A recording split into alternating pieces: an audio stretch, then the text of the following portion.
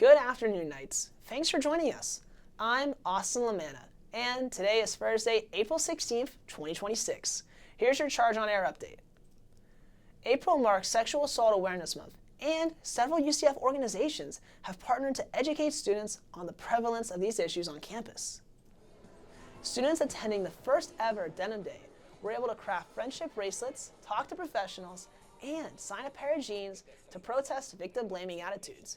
Victim specialist Olivia Oles says this event aims to educate and empower students across campus. Sexual violence is very prevalent, especially on college campuses. It's one of the most underreported crimes, especially here on campus. So we have a "What Were You Wearing" display to show a little bit more about that clothes do not equal consent.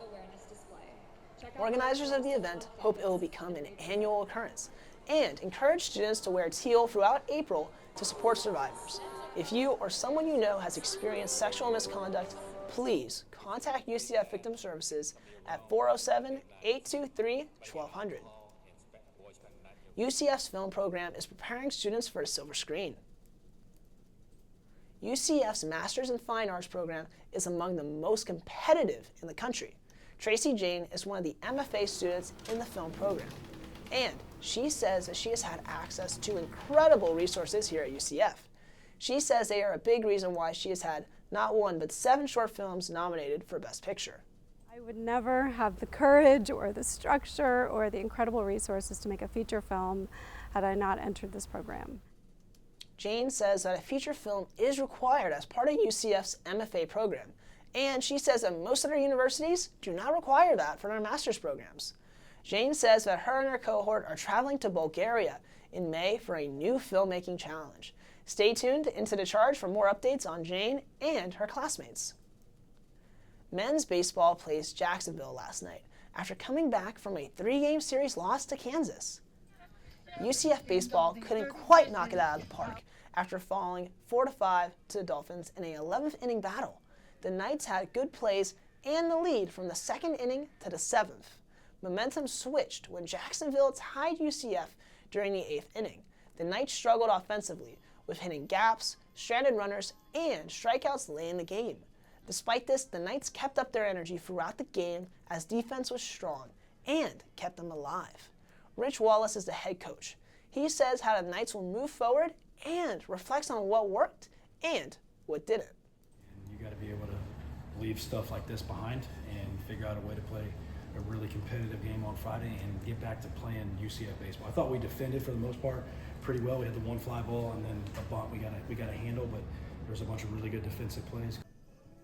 UCF will defend themselves at home against Big 12 Cincinnati.